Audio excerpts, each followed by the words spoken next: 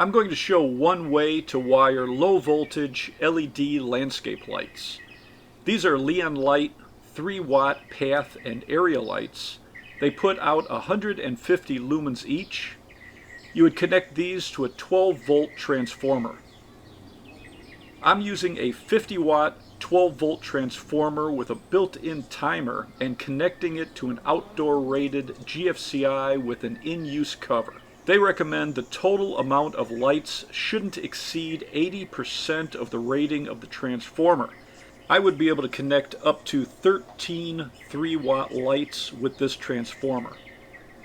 The Leon Light path lights come with 5 feet of low voltage wire connected to the light. Check your transformer's manual for the recommended wire gauge for the amount of lights and the length of cable you need. It's usually going to be 12, 14, or 16 gauge low voltage wire. Separate the wires and strip off a 1/2 inch to 3/4 inch of the insulation so you can connect it to the transformer. Twist the strands together.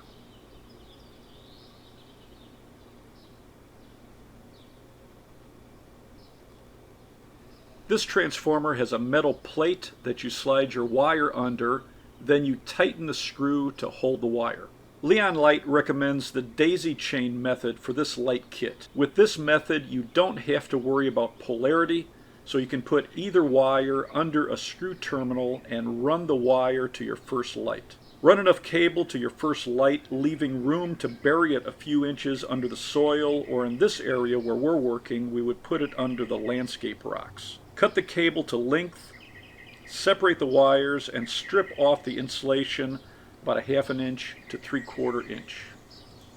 Measure the distance between the first light and your second light and cut a length of your cable.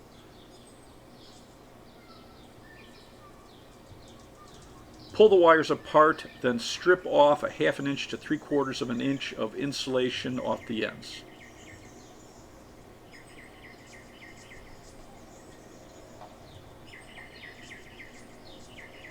This kit comes with outdoor wire connectors filled with silicone. Connect one wire from the cable coming from the transformer to one wire from the cable from the first light to one wire from the cable going to the second light.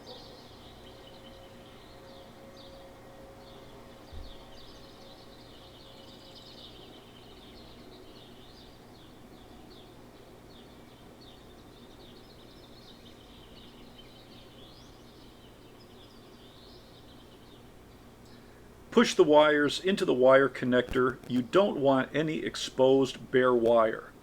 Smooth out any silicone that's pushed out for a watertight seal.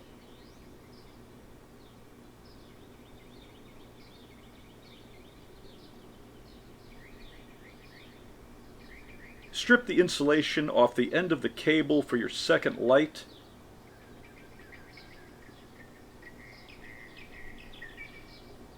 If you're adding more lights, you would cut another length of cable and connect it to this cable and the cable from the second light.